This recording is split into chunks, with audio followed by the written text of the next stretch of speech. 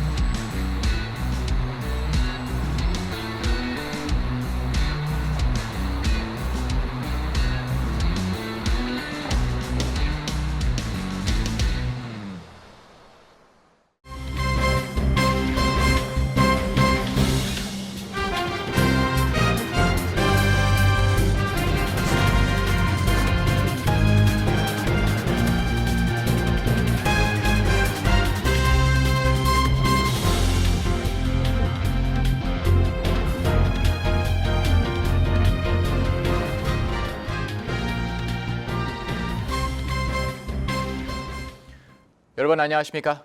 KBTV 뉴스9 이창원입니다. 모더나는 백신의 면역 효과 감소로 인해 가을부터 부스트샷 접종이 필요할 수 있다는 연구 결과를 발표했습니다.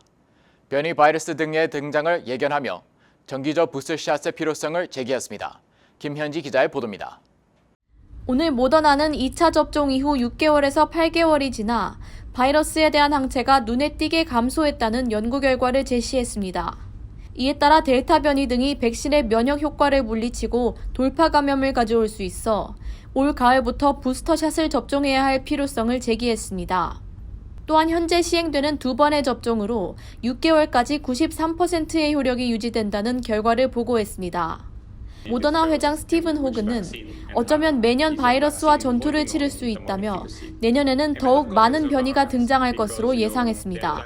이에 따라 바이러스 확산세가 고착화될 것이라며 노인층을 대상으로 정기적 부스터샷 접종이 필요해질 것이라고 예상했습니다. 또한 다양한 변이에 맞서는 다가 백신을 개발 중이라고 밝혔습니다. 하지만 최초 부스터샷으로는 기존과 동일한 백신을 투여할 것이며 이것만으로 델타 변이에 대해 충분한 예방 효과가 있을 것이라고 말했습니다. 한편 화이자는 지난주 접종 후 4개월에서 6개월까지 91%의 면역 효과가 있으며 6개월 이후 부스터샷이 필요할 것이라고 전했습니다.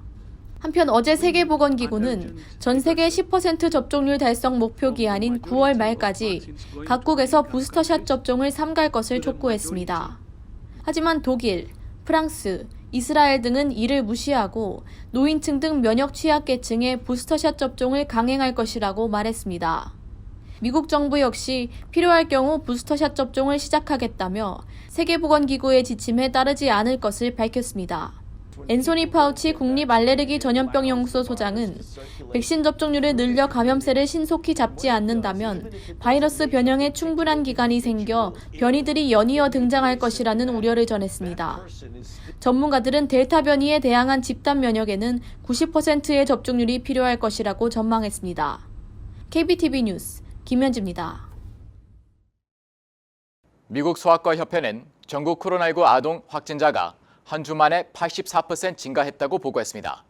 입원과 사망에 이르는 경우는 드물지만 소수의 아이들은 심각한 증상을 보이는 것으로 나타났습니다.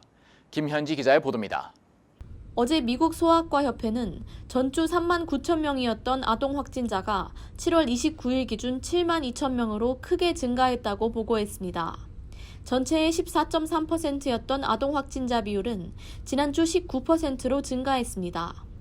소아과협회 위원장 이본 말도나도 박사는 전염성이 더 강한 델타 변이로 인해 미접종자인 아이들 사이에서 확진자가 증가하는 추세라고 전했습니다. 이에 따라 접종 가능 연령인 12세 미만 자녀의 부모들은 반드시 접종을 받아야 하고 연령을 통과한 아이들은 꼭 접종을 받아야 한다고 당부했습니다. 현재까지 전국 12세에서 17세 청소년 약 2,500만 명 중 1,090만 명이 최소 한 차례의 백신 접종을 받았습니다.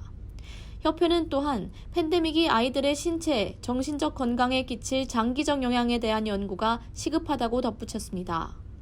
확진 아동 증가 추세에도 다행스러운 것은 심각한 증상을 보이는 경우는 드물다는 것인데 각 주의 아동 입원율은 지난주 전체의 1.3에서 3.5%를 차지했고 사망자는 0.25% 미만이었습니다. 7개 주에서는 아동 사망자가 전혀 없었고 다른 주에서도 확진자의 0.03% 미만이 사망했습니다. 팬데믹 이후 현재까지 420만 명의 아동이 확진 판정을 받았는데 그중 526명이 사망했습니다. 그러나 최근 자료는 11개 주만 제출했고 입원율은 23개 주, 사망률은 43개 주만이 공개하는 등 전체 자료를 수집할 수 없었음을 밝혔습니다. 특히 플로리다는 지난 6월 말부터 아동 입원자 수 발표를 중단했고 아이오와와 네브라스카 등에서도 비슷한 시기 자료 공개를 중단했습니다. 한편 최근 영국의 연구에 따르면 대부분의 아이들은 단기간에 회복하지만 소수에서는 증상이 지속되는 것으로 나타났습니다. 증상을 보이는 기간은 평균 6일이었는데 4.4%의 아동은 한 달 이상, 1.8%의 아동은 2달 이상 증상을 보였습니다. 이는 성인의 13.3%가 한 달, 4.5%가 2달의 증상기간을 갖는 것에 비해 현저히 적지만 가능성을 배제할 수는 없다는 분석입니다.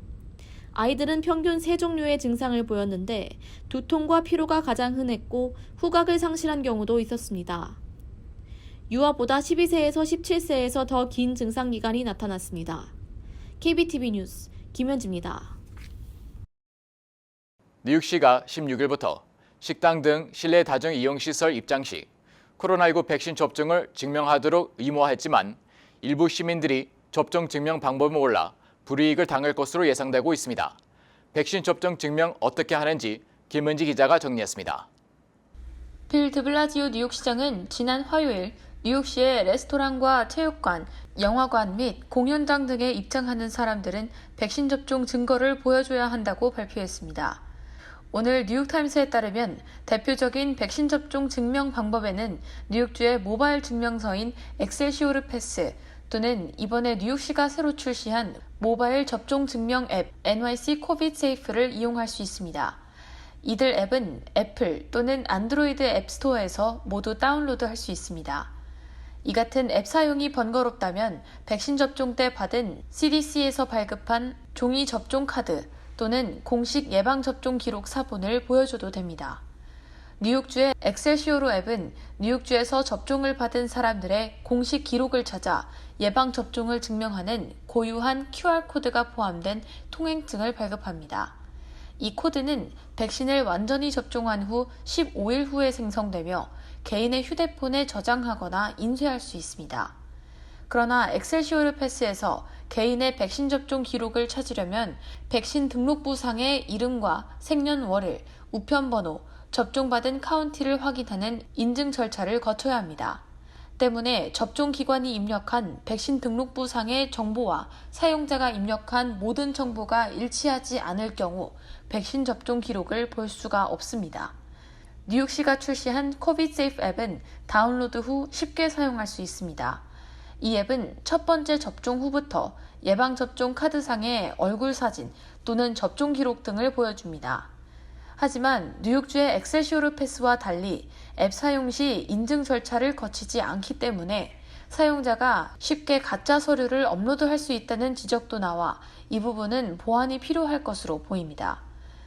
해외에서 예방접종을 받은 사람은 백신을 접종한 나라의 예방접종 기록을 제출할 수 있습니다. 한편 아직 백신 접종 자격이 없는 12세 미만의 어린이는 접종을 받은 성인과 함께 동행하면 식당 등 뉴욕 시내 실내 업소에 들어갈 수 있습니다. 뉴욕시는 그러나 종교적, 의학적 이유로 백신 접종을 받지 않아도 되는 사람들의 경우 어떤 증명서가 필요한지는 아직 발표하지 않았습니다. KBTV 뉴스 김은지입니다. 현재 전국 감염세 1위인 플로리다의 론 데산티스 주지사가 국립교 마스크 의무화 금지 정책에 대한 바이든 대통령의 비판을 반격하며 지침을 고수할 것이라고 밝혔습니다. 학교들은 자체적 마스크 지침 결정권을 요구하며 반박하고 있습니다. 김현지 기자의 보도입니다. 지난 3일 바이든 대통령은 감염세가 급증한 플로리다와 텍사스 등 각 주정부에서 마스크 의무화 등 코로나19 규정을 재적용할 것을 촉구했습니다. 이에 보탬이 되지 않으려면 방해는 하지 말라며 비난 섞인 목소리를 냈습니다. 이에 대해 론 드산티스 플로리다 주지사는 학부모들의 권리를 침해하려는 시도라면 나서서 방해할 것이라고 강하게 반격했습니다. 또한 언론이 플로리다의 감염 상황을 과도하게 부풀려 보도해 공포감을 조성하고 있다고 주장했습니다. 플로리다는 현재 한 주 단위로만 확진자 수를 공개하고 있는데 지난주 11만 명의 확진자가 발생했습니다. 이는 미국 전체의 5분의 1에 해당합니다. 12세 미만 아동 확진자는 1,785명이었으며 입원은 11,500명으로 역대 최고치에 이르렀습니다. 질병통제예방센터는 3일 동안 약 5만 명의 확진자와 100명의 사망자가 발생한 것으로 추정했습니다. 플로리다 병원협회는 일주일 안에 60%의 병원에서 인력난이 발생할 것이라고 예상했습니다. 드산티스 주지사는 마스크 지침과 백신 동력 캠페인을 개인의 자유 침해라고 주장하며 보수 진영의 지지를 얻어왔습니다. 최근 백신 접종 여부 확인을 불법화하는 행정명령을 내렸고 레스토랑 등에서 접종 확인 프로그램을 도입한 뉴욕시가 시민의 자유를 침해하고 있다고 비판했습니다. 또한 질병통제예방센터의 공립교 마스크 착용 권장 지침에도 불구하고 마스크를 의무화하는 학교들의 재정 지원을 중단할 것을 밝혔습니다. 이 같은 결정에 플로리다의 학교들이 속속들이 반발하며 재정 지원 중단을 감수하고라도 의무화를 시행할 것이라는 입장을 밝혔습니다. 화요일 알라추아 카운티는 투표를 통해 첫 2주 동안 학생들의 마스크 의무화를 시행할 것을 밝혔고 어제 레온 카운티도 8학년 이하 학생들의 마스크 의무화 촉구 성명을 발표했습니다. 레온 카운티 럭키 하나 학교의 학교장은 델타 변이가 아이들에게 미치는 영향에 대해 연구가 더 진행될 때까지 마스크를 쓰도록 하는 것이 옳다고 전했습니다. 또한 지역 감염세 등 자료에 근거해 결정해야 한다며 자존심이나 정치적 문제로 판단이 흐려져서는 안 될 것이라고 전했습니다. KBTV 뉴스 김현지입니다. 백악관 관계자는 어제 미국으로 입국하는 외국인에게 백신 접종 증명을 요구할 계획을 알렸습니다. 현재 대다수 국가에 대해 내려진 입국 규제를 점진적으로 완화하려는 시도로 보입니다. 보도에 김은지 기자입니다. 백악관 측은 여행 규제로 타격을 입은 항공업과 관광업계의 경기 회복을 위해 입국 규제 완화에 대한 초기관적인 논의를 진행 중이라고 밝혔습니다. 이에 따라 백신 접종 여부를 확인 후 입국을 허용하는 등의 계획을 세우고 있다고 전했습니다. 다만 델타 변이로 인한 확진자 급증으로 인해 즉시 규제를 해제할 수는 없어 단계적으로 완화 절차를 밟을 것이라고 전했습니다. 정부는 허용되는 증명서의 범위와 미국에서 승인되지 않은 백신의 인정 여부 등에 대한 논의를 가질 것으로 보입니다. 미국의 입국 규제는 작년 1월 코로나19가 확산한 중국에 대해 처음으로 시행됐으며 가장 최근에는 지난 5월 인도가 규제 대상 국가에 포함됐습니다. 현재 중국, 유럽 쉥겐 지역, 영국, 아일랜드, 브라질, 남아프리카, 인도 등을 14일 안에 방문한 비시민권자는 미국 입국이 불가능합니다. 또 모든 미국 입국자들은 백신 접종 여부에 상관없이 3일 이내에 코로나19 음성 결과를 제출해야 합니다. 캐나다와 영국 등 국가들은 백신을 맞은 미국인들에 대한 규제를 완화하거나 해제했지만 미국은 같은 조치를 취하지 않았습니다. 미국의 규제 실시 이후 국제 여행객이 급격히 감소해 항공업계 등의 규제 완화 압력이 높아지고 있습니다. 또 미국에 있는 가족을 방문하지 못하거나 미국에서 일하는 사람들이 고국을 찾지 못하는 등 문제가 이어지고 있습니다. 일각에서는 최근 미국의 감염세가 규제 대상 국가들보다 더 높아져 입국 규제가 현 상황에 맞지 않다고 주장하고 있습니다. 또 감염이 확산한 일부 국가들이 규제 대상에 포함되지 않은 반면 대상 국가 중 일부는 안정기에 접어들었다는 지적이 있습니다. 미국 항공운송협회는 백신을 접종한 외국인의 입국 절차가 간소화되는 이번 계획에 찬성하는 입장을 표했습니다. KBTV 뉴스 김은지입니다. 성추행 파문으로 추락한 앤드루 쿠오모 뉴욕 주지사가 주2회 탄핵 절차 개시 움직임과 검찰의 잇단 수사 착수로 궁지에 몰린 가운데 대통령과 민주당 지도부마저 등을 돌린 상황이어서 어떤 결단을 내릴지 주목되고 있습니다. 쿠오모 주지사가 11명의 여성에게 성추행 또는 부적절한 행동을 저지른 사실을 확인한 뉴욕주 검찰총장의 보고서가 공개된 이후 뉴욕주 의회의 탄핵 움직임이 본격화되고 있다고 언론들이 보도했습니다. 민주당 주 의원들은 회의를 통해 쿠오모가 더는 주지사직을 수행하기에 적합하지 않다는 데 의견을 모았다고 월스트리트 저널이 보도했습니다. 이에 따라 주 하원 법사위원회는 오는 9일 회의를 열어 그동안 자체 수집한 증거와 주 검찰총장 보고서를 편집하는 작업을 시작하는 등 탄핵 조사가 본격화될 것으로 보입니다. 주 상원이 빠르면 9월 말 또는 10월 초 탄핵 심판을 시작할 것으로 예상되는데 주 상원 관계자는 탄핵 심판에서 쿠오모 주지사에게 유죄를 선고하기에 충분한 표를 이미 확보했다고 월스트리트 저널에 보도했습니다. 한편 올버니 카운티 지방검찰청이 쿠오모 주지사에 대한 범죄 수사에 착수했다고 밝힌 데 이어 맨하탄, 웨체스터, 나소 등 3개 지방검찰청도 조사에 나섰습니다. 맨하탄지검은 쿠오모 주지사가 뉴욕시 사무실에서 경호팀 소속인 주경찰관과 한 주정부 여직원의 신체를 함부로 만졌다는 의혹에 대해 레티샤 제임스 주검찰총장에게 관련 자료를 요청했습니다. 웨체스터 지검도 이 경찰관을 포함한 여성들이 관내에서 쿠오모 주지사에게 성범죄를 당했다는 의혹을 보고 있습니다.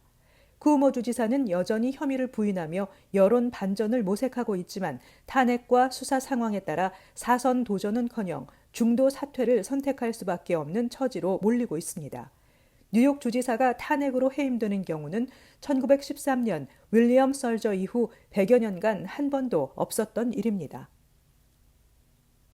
어제 저녁 브롱스에서 발생한 경찰과 용의자 간 도심 속 추격전으로 시민들을 잠깐 혼란에 빠뜨렸는데요. 이 사고로 차량이 최소 7대가 파손됐고 14명이 부상을 당했습니다. 보도에 김은지 기자입니다. 밝은 초록 색깔의 벤츠 차량이 바로 용의 차량입니다.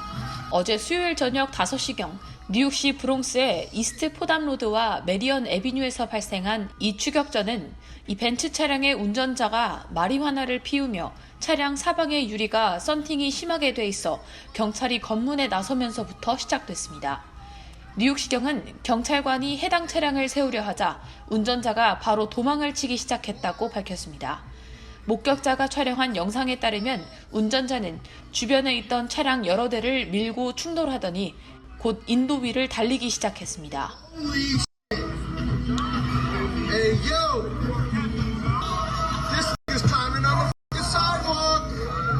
이 과정에서 근처를 지나던 시민 14명이 부상을 입었는데 다행히 경상 정도로 전해지고 있습니다. 도주 차량은 근처 휴스 애비뉴에서 버려진 채로 발견됐습니다. 뉴욕시경은 현재 해당 차량의 운전자의 행방을 아직 조사 중에 있습니다. 도주 운전자가 한바탕 휩쓸고 간 사고 현장에는 시민들의 혼란만 남아 있었습니다. 여기저기 널브러져 있는 밀린 차량들과 주변 야외 상점들 그리고 그 잔해들이 당시 상황의 긴박함을 보여주고 있습니다. KBTV 뉴스 김은지입니다. 뉴저지의 저소득 세입자들은 올해 말까지 강제퇴거 위기로부터 보호받을 수 있게 됐습니다. 필 머피 뉴저지 주지사가 중위소득 80% 미만에 해당하는 저소득 세입자들을 대상으로 올해 말까지 강제퇴거와 관련한 소송을 유예하는 법안을 서명했습니다. 필 머피 주지사가 서명한 법안에 따르면 연 가계 소득이 카운티 중위소득의 80% 미만인 경우 해당 세입자는 올해 12월 31일까지 강제 퇴거로부터 보호되고 관련 퇴거 소송 역시 유예됩니다. 머피 행정부의 이번 결정은 연방정부가 강제 퇴거 금지 조치를 60일 연장한다는 발표 이후 하루 만에 나왔습니다. 연방당국의 해당 지침은 코로나 바이러스 감염률이 상당 수준 또는 높은 수준인 카운티 거주민에 해당되는데 뉴저지의 경우 워렌 카운티를 제외한 20개 카운티가 관련 지침에 적용됩니다. 단 주정부와 연방정부의 세입자 강제 퇴거 유예 조치는 경제적 사정으로 인한 임대료 미납일 경우에만 적용됩니다. 주택 소유주들 역시 이번 패키지 법안에 따라 오는 11월 15일까지 대출금 미납으로 인한 강제 차압으로부터 보호를 받게 됩니다. 주정부는 현재 공공사업국을 통해 2억 7,200만 달러 규모의 세입자 지원책을 시행하고 있지만 할당이 제대로 이루어지지 않고 있어 소극적인 예산 집행이라는 비판이 지속적으로 제기되고 있습니다. 주 법원 행정처에 따르면 2020년 4월부터 올해 6월 사이 임대인이 세입자들을 대상으로 제기한 퇴거 소송은 6만 8천 건 이상이고 이 중 대다수인 5만 3천 건 이상이 퇴거 유예 조치로 계류 중입니다. 팬데믹 이후 경제적 어려움으로 임대료를 내지 못한 뉴저지 세입자는 약 23만 2천 명가량으로 파악되고 있습니다. 한편 알라바마주와 조지아주의 전미 부동산 중개인 협회 지부는 워싱턴 DC 연방지방법원에 퇴거 유예 조처 연장을 취소해달라는 취지의 긴급 신청을 제기했다고 언론들이 보도했습니다. 협회는 집주인들을 대표하는 단체인데 이들은 퇴거 유예 조처를 연장하려면 의회의 승인이 필요하다는 연방 대법원의 앞선 판결 취지를 관철해달라는 신청을 제기한 것입니다. 뉴 밀레니엄 뱅크에서 SBA 론 빅 프로모션을 실시합니다. 첫째, 클로징 기준 융자 금액 3%의 SBA 보증 수수료를 면제해드립니다. 둘째, 향후 3개월 동안 원금과 이자를 대신 내드립니다. 셋째, 최소 10% 다운으로 건물 구입과 융자 신청이 가능합니다. 위 내용은 SBA 승인을 대상으로 하며 모든 대출자가 자격이 되는 것은 아닙니다. 본 혜택은 2021년 9월 30일까지이며 SBA에 의해 조기 종료될 수 있습니다. 기타 약관과 조건이 적용되며 프로그램과 약관과 조건은 예고 없이 변경될 수 있습니다. FDIC 멤버 앤 이퀄 하우징 렌더. ABC 뉴스에 따르면 마이애미 밀러 의과대학 연구진은 올해 초 독감 예방접종을 받은 사람들이 뇌졸중 등 코로나19 중증으로 악화할 가능성이 더 적다는 연구 결과를 학술지 플러스1에 게재했습니다. 이 연구는 미국, 영국, 이탈리아, 독일, 이스라엘, 싱가포르에서 발생한 코로나19 확진자 74,700명의 전자의료 기록을 분석해 이루어졌습니다. 연구진은 독감 예방접종을 하지 않은 사람은 중환자실에 입원할 확률이 20% 더 높았고 응급실을 방문할 확률도 58%가 높았다고 밝혔습니다. 뇌졸중과 폐혈증, 심정맥 혈전증이 나타날 가능성도 각각 58%, 45%, 40% 높았습니다. 그러나 이번 연구 결과가 독감 백신이 코로나19 예방에 효과가 있다는 것을 의미하지는 않는다고 ABC는 설명했습니다.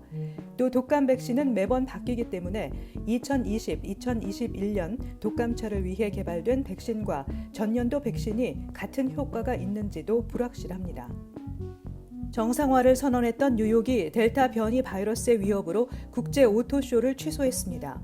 주최 측은 성명을 내고 최근 급변한 상황 탓에 모두가 기대하는 높은 기준에 맞춰 행사를 치르기 힘들게 됐다고 설명했습니다. 당초 오토쇼는 맨하탄의 제비츠 컨벤션 센터에서 오는 19일부터 열흘 동안 진행될 예정이었습니다.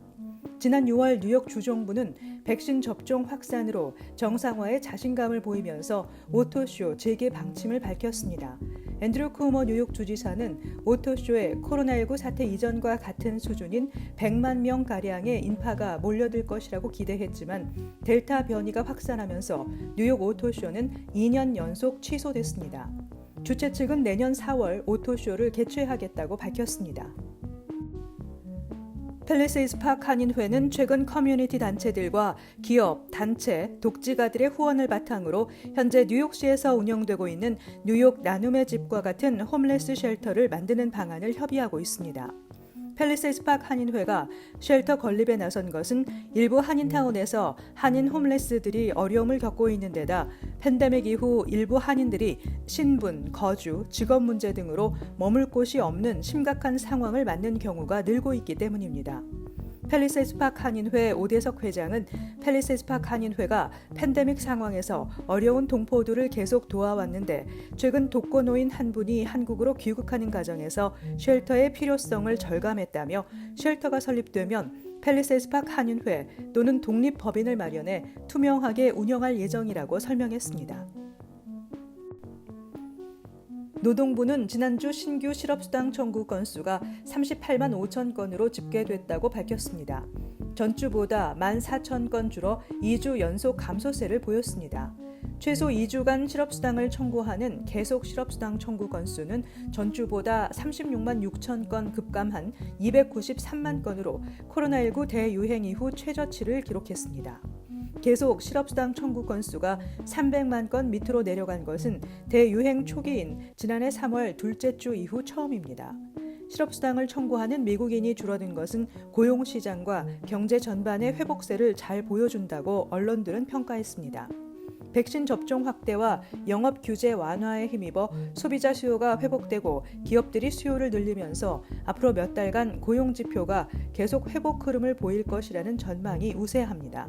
그러나 델타 변이가 빠른 속도로 확산하고 있다는 점이 변수로 꼽히고 있습니다. 잠시 후 커뮤니티 브리핑을 전해드립니다.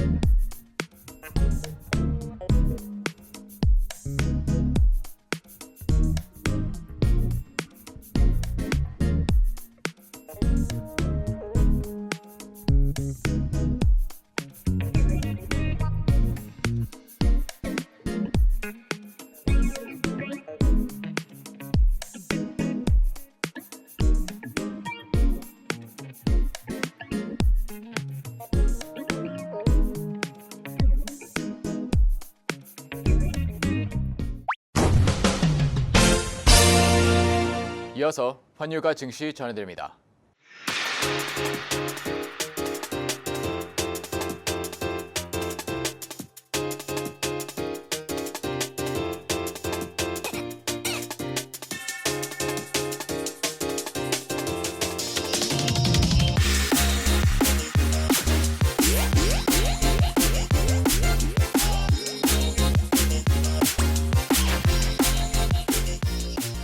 잠시 후 뉴욕과 뉴저지 날씨 전해드립니다.